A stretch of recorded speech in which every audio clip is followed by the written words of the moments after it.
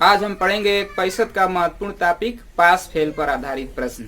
तो जैसे किसी परीक्षा में किसी ने कुछ अंक प्राप्त किया तो कुछ अंक और कितना पाता कि वो पास हो जाता या फेल हो जाता, ऐसे तमाम क्वेश्चन जो है आते हैं। तो देखें, पहला प्रश्न है, किसी परीक्षा में उत्तीर्ण होने के लिए 33% अंकों की आवश्यकता है और एक अभ्यर्थी 150 अंक प्राप्त करता है और 15 अंकों से अनुत्तीर्ण हो जाता है।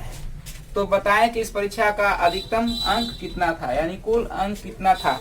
ध्यान देना है इसको, ठीक है।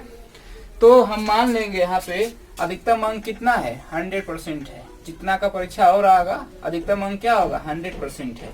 तो अगर उसका 33% पा जाएगा तो वो पास हो जाएगा। तो पासिंग कितना है, 33% है, ठीक है। और एक अभ्यर्थी जो है 150 अंक प्राप्त करता है। कितना प्राप्त करता है, 150 अंक प्राप्त करता है, फिर भी 15 अंकों से फेल होता है। यानी वो भी 15 और पा जाता तो पास हो जाता। तो ये जब 150 में 15 जोड़ देते हैं, यानी 150 पाया है लेकिन क्या हुआ है, 15 से फेल हुआ है, तो 15 और पाया था तो पास हो जाता। तो ये पासिंग अंक हो गया। परसेंटेज में कितना है, 33। तो यहाँ से देखें ये क्या होगा, 165 हो जाएगा। ये हो जाएगा 165 और 33%। तो यहाँ से 1% की वैल्यू निकालेंगे तो आपका ये हो जाएगा 5। तो हमें निकालना अधिकतम अंक, 1% की वैल्यू 5 है तो 100% की वैल्यू क्या होगी, 100 गुणे 5 होगी। तो ये 500 अंक।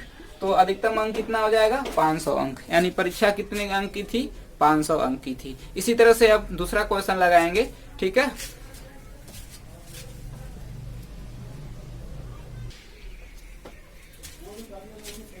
तो आइए देखें, अब यहाँ पे दूसरा प्रश्न है, ठीक उसी जैसा, थोड़ा सा अंतर है।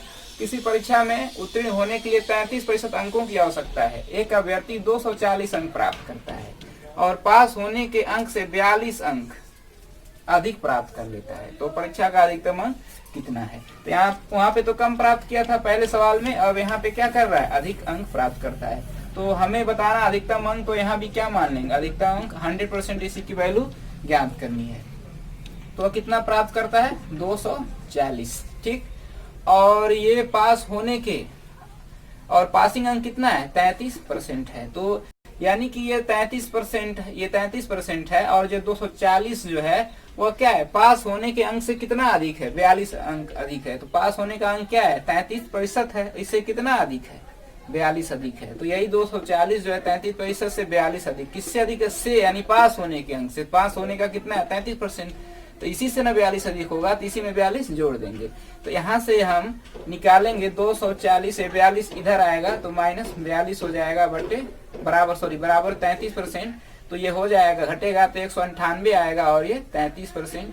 तो यहाँ से आप 1% की वैल्यू निकालेंगे, यहाँ पे भाग हो जाएगा तो आपका आ जाएगा 198 बटे 33, यानी कि आ जाएगा 6 अंक।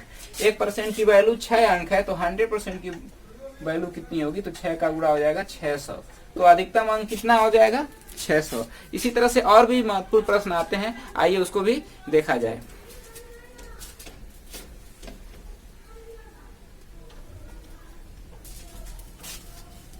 तो आइए देखें, अब एक महत्वपूर्ण प्रश्न है हमारे सामने। किसी परीक्षा में एक अभ्यर्थी 30% अंक प्राप्त करता है और वह 15 अंकों से अनुत्तीर्ण हो जाता है, और उसी परीक्षा में दूसरा अभ्यर्थी 40% अंक प्राप्त करता है और वह पास होने के अंक से 35 अंक अधिक प्राप्त कर लेता है, यानी कि वह उत्तीर्ण हो जाता है। तो बताएं कि पास होने के लिए कितने प्रतिशत अंकों की आवश्यकता है। तो अभी तक जितना प्रश्न लगाए थे, 2 प्रश्न, उससे थोड़ा सा हटके थोड़ा सा कठिन है, लेकिन ये भी आसान है अगर समझ जाए तो। देखें, तो पहला अभ्यर्थी जो है 30% अंक प्राप्त करता है, ठीक है, और वह 15 अंकों से अनुत्तीर्ण हो जाता है। 15 अंक और प्राप्त कर लेता तो पास हो जाता। तो यही उत्तीर्ण अंक है, यही उत्तीर्ण अंक होगा। और दूसरा अभ्यर्थी जो होगा 40% अंक प्राप्त करता है, अधिक प्राप्त करता है, और पास होने से कितना अंक अधिक प्राप्त कर लेता है, 35। यही 35 घटा दें तो पासिंग नंबर क्या है, वो मिल जाएगा। तो ये 40% है, 40% प्राप्त करता है जो पास होने के अंक से कितना अधिक है, 35 अधिक है। तो घटा दें तो ये भी क्या होगा, यही पास होने के लिए न्यूनतम अंक हो जाएगा, और ये भी क्या होगा, उत्तीर्ण या पास होने के लिए न्यूनतम अंक हो जाएगा। तो दोनों पास अंक वाले हो गए, तो दोनों बराबर हो जाएंगे। और जब दोनों बराबर हो जाएंगे तब जा करके हम यहाँ पे निकालेंगे। तो देखिए 30% है और परसेंट वाला इधर लाए तो -40%, और ये -35 -15, ये -10% बराबर ये क्या होगा -50, यानी कि 1% की वैल्यू होगी आपकी 5। अगर आपको पूर्णांक पूछता तो पूर्णांक क्या होता, अधिकतम अंक जो होता हम 100% मान लेते हैं, तो यहाँ पे 5 का गुणा हो जाता तो पूर्णांक 500 आ जाता। पूर्णांक नहीं पूछा है, पूछा है कि वह न्यूनतम अंक बताइए पास होने के लिए। तो पास होने के लिए न्यूनतम अंक क्या है, चाहे ये माने चाहे ये माने, तो यही मान लेते हैं। तो देखें, तो ये पास होने के लिए न्यूनतम अंक जो है 30% धन 15 है। तो 1% में अंक में, तो दोनों को हम अंक में बदल लें।